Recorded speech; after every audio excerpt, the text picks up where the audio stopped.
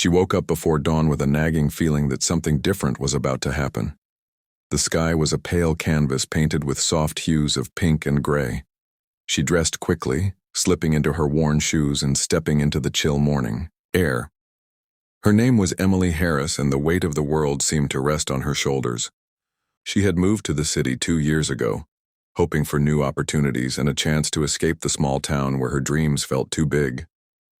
Emily worked long hours at a local diner during the day, scrubbing plates and serving coffee to customers, who rarely noticed her. At night, she cleaned hospital rooms, moving efficiently as she disinfected surfaces and changed bed linens. The work paid enough to keep her rented room and buy groceries. Yet there was never enough left for the little luxuries she longed for. Still, she took comfort in small reminders of hope, a kind word from a customer or the quiet hum of the city at night. It was during one of her night shifts that she first encountered him. She was finishing a round in the intensive care unit when she heard a soft groan from a nearby room. Peering inside, she saw an old man lying in a hospital bed, his face thin and gaunt. Tubes snaked around his frail body, and machines beeped steadily. His eyes fluttered open, and for a moment they met hers. She saw pain and loneliness, and something deeper, an intelligence that seemed to hide beneath layers of years. He looked at her and attempted a faint smile. "Thank you," he whispered. "I'm cold." Emily nodded and pulled the blanket up to his chin. She noticed his gnarled hands. His name tag read, Patient X, with a series of numbers. The staff gave him minimal attention, regarding him as just another patient, but something about him tugged at her heart, and she couldn't shake the feeling that he needed more than medical care. Over the next nights, Emily found herself drawn back. As she cleaned the hallway outside, she adjusted his pillows or left, a glass of water within reach. She read aloud from a worn paperback she carried, passages about hope. When she read, his lips moved slightly, mouthing words that often slipped into silence. His eyes glistened and a fragile bond formed between them. One evening, as she polished the bedside table, he whispered, "Do you think I'll see tomorrow?" His voice was weak, but his eyes burned with intensity. Emily swallowed hard. "I don't know," she admitted, "but I'll be here." She stayed past her shift's end, holding his hand as the machines hummed. In that moment, she felt a shared recognition of mortality and the need for compassion. As his health declined, Emily continued working at the diner during the day and cleaning hospital rooms at night. She worried about leaving him alone and often asked nurses to inform her if he worsened. At first, they hesitated, reminding her she was just a cleaning lady, but they also saw her genuine care. Eventually, they allowed her to remain by his side as he drifted in and out of consciousness. Then one evening, as she wiped down the railing outside his room, his breathing became labored. The head nurse and doctors rushed in, their faces grim. Emily stood at the doorway, tears in her eyes as they tended. Minutes later, a doctor approached her, shaking his head. "He's gone," he said softly. Emily's heart clenched. She knelt by his bed, gently closing his eyes and brushing a strand of white hair from his forehead. She whispered a goodbye, capturing the final beat of his heart. That night, sleep eluded her. She replayed his last moments, wishing she had done more. She lay in bed, staring at the ceiling, the hum of distant traffic lulling her into a restless half-sleep. In the morning, she resolved to arrange a proper funeral for him, someone who had died anonymously, but touched her profoundly. She had saved a small portion of her earnings, and though it wouldn't cover much, it was the only way she could honor him. At the modest chapel where the service took place, Emily stood beside a plain wooden casket adorned with white lilies. The funeral was sparsely attended, just a handful of hospital staff and her. She felt the weight of solitude as the priest spoke of this man's quiet strength and the mystery of his life. She listened, tears falling, wondering who he truly was. She searched his belongings but found nothing revealing his story. After the service, as she waited to leave, a well-dressed man approached her. He introduced himself as Robert Dawson, a lawyer handling the estate. Emily's heart pounded. "Mr. Gladstone?" That was him? she asked. Robert nodded. Edwin Gladstone. He died without immediate family. I understand you were the only one who stayed by his side. Emily shook her head, feeling a sting of shame. I was just a cleaning lady, she whispered. I did what I could. Robert handed her an envelope. He wanted you to have this. Please read it in private. That evening, in her tiny apartment, Emily sat at her small table, the envelope trembling in her hands. Inside, a letter unfolded in ornate handwriting. Her eyes scanned the words. Dear Emily, if you are reading this, it means I have passed. Your kindness was the greatest gift I received in my final days. My name was Edwin Gladstone, born into a family whose wealth grew from humble beginnings.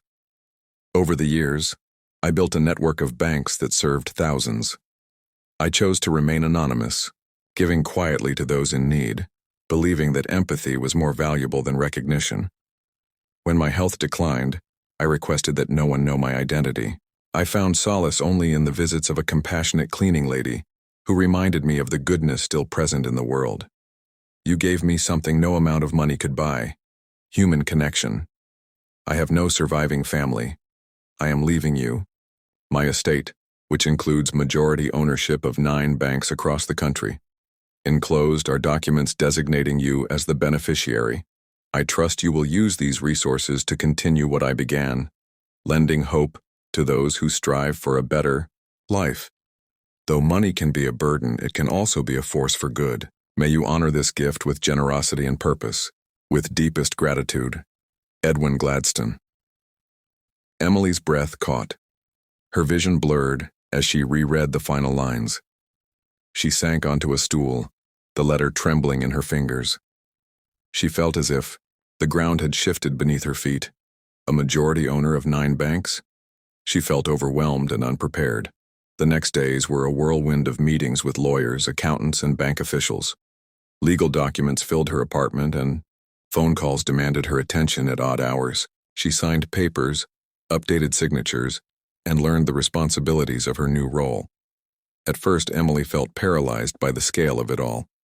She enlisted a trusted friend from the diner, a customer who moonlighted as a financial planner, to guide her.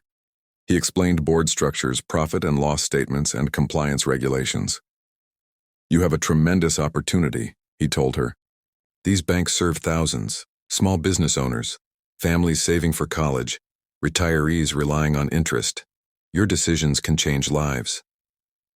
Determined to honor Edwin's wishes, Emily planned a visit to the branch closest to her old neighborhood. She arrived on a crisp morning, her simple clothes standing out in the sleek lobby.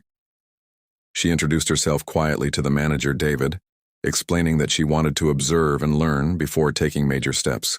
David offered a tour. Emily watched as tellers greeted customers by name and loan officers discussed home financing. She took notes, curious about each aspect of bank operations. Over the following months, Emily traveled to several branches, meeting employees and listening to customers. She learned which policies helped borrowers and identified gaps where more could be done. Inspired, she convened her first board meeting.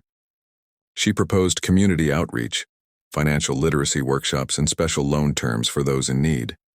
Some board members were skeptical, fearing profit might suffer. But Emily reminded them of Edwin's vision: to use money responsibly to empower lives. Within months, pilot programs launched. Classes in community centers taught budgeting and credit management. A small fund provided seed money to entrepreneurs with limited resources. Partnerships with local nonprofits extended support to families facing foreclosure or medical emergencies. Reports showed loan defaults declining as customers managed finances better and felt supported by the bank's presence in their lives. Emily continued working part-time at the diner for several months after the inheritance, not because she needed the income, but to stay connected to the people who shaped her values. She wore the same plain uniform, greeted regulars with a nod, and listened to their stories about parenting challenges, college dreams, and daily struggles. Their resilience reminded her why she was entrusted with this legacy. On a chilly winter morning, Emily received a letter from the hospital. They announced the opening of a new palliative care wing, funded by an anonymous donor. The plaque by the entrance read, "Supported by the Gladstone Compassion Fund." Emily paused, pride warming her heart. She knew her identity would remain unknown just as Edwin had preferred, but she took comfort in knowing that lives would be eased by this gift, patients given comfort, families supported in grief, and nurses able to provide specialized resources. Late one evening, Emily sat in her office on the top floor of a skyscraper, housing the central bank administration. The city lights stretched out like a tapestry below. She reflected on her journey, from scrubbing floors and wondering how to pay rent, to standing at the helm of 9 financial institutions. She thought of Edwin Gladstone, a hidden benefactor whose life had been as mysterious as it was influential. It amazed her how a single act of compassion, an offer of warmth and company to a dying man, could set in motion a legacy that spanned communities. She leaned back in her chair, the photograph of Edwin resting on her desk.